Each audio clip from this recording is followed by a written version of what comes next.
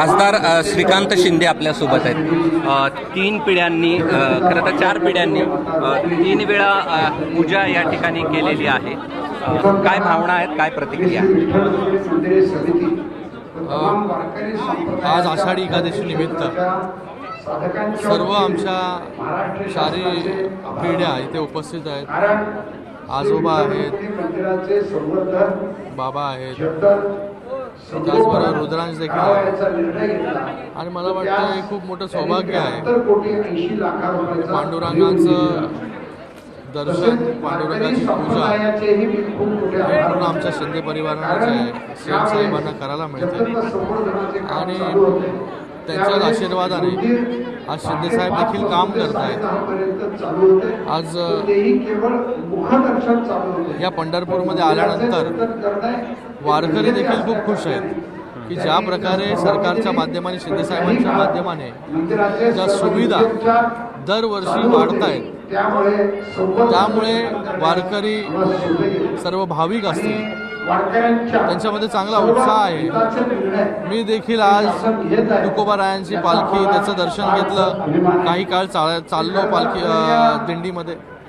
1 आठवडा अगोदर माऊलींच्या पालखीमध्ये पण चालायचा मान मिळाला, सारथ्य करण्याचा मान मिळाला। मला वाटतं हे खूप मोठी गोष्ट आहे, आनंदाचा गोष्ट आहे। उत्साह, एक वेगळी ऊर्जा जी आहे ही पंढरपूरमध्ये आल्यानंतर मिळते। काय मागितलं पंढरीच्या पांडुरंगाला? मला वाटतं सगळं काही दिलेलं आहे। त्यांच्याच आशीर्वादामुळे आज इथे आम्ही सगळे लोक आहोत। त्यांच्याच आशीर्वादामुळे आज इथे पूजा करायची संधी मिळते। त्यांच्याच आशीर्वादामुळे शिंदे साहेब जे आहेत ते मुख्यमंत्री आहेत आणि त्यांच्या मुख्यमंत्र्यांच्या माध्यमाने जास्तीत जास्त काम जे आहे हे तळागाळातील लोकांसाठी, शेतकऱ्यांसाठी, दीनदुबळ्यांसाठी होत राहू। चांगल्या योजना सरकारच्या माध्यमाने तळागाळातील लोकांपर्यंत पोहोचत राहू, त्यांना अधिक बळ देऊ आणि सगळ्यांना सुख, समृद्धी, आरोग्य लाभू।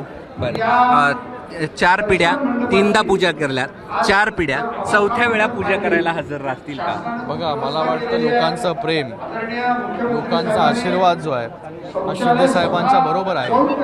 आणि आज आपण या आषाढी एकादशी निमित्त इथे पूजा करण्यासाठी आलोय।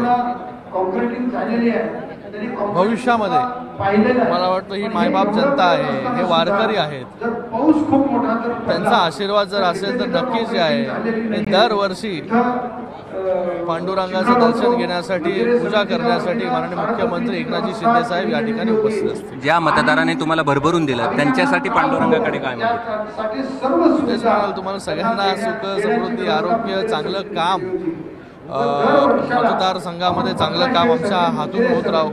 गेल्या 10 वर्षामध्ये ज्या प्रकारे काम केलं त्याच्यापेक्षा अजून चांगलं काम जे आहे मतदारांसाठी माझ्या मतदारसंघामध्ये होत राहू। सेवा करण्याची जास्तीत जास्त संधी देवाने द्यावी। लोकांच्या ज्या समस्या आहेत त्या समस्या कशा सोडवल्या जातील त्याच्यासाठी बळ देऊ। एक अभूतपूर्व परिस्थिती महाराष्ट्रामध्ये निर्माण झाली आहे जाती जातीमध्ये, याचा काहीतरी तोडगा निघू दे अशा प्रकारची भावना पांडुरंगाच्या चरणी होती। नक्कीच। बघा, शिंदे साहेब हे पहिले मुख्यमंत्री आहेत की त्यांनी मराठा समाजाला आरक्षण, तेही ओबीसीला न दुखवता, त्याच्यातून न देता 10% आरक्षण जे आहे हे वेगळं दिले।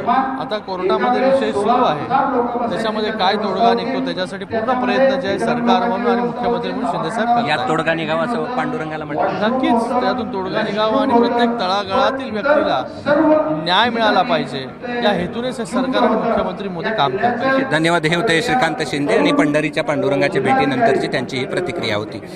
कॅमेरामन धनंजय दारुंट्यासह मी कृष्णा केंडे, एबीपी माझा, पंढरपूर।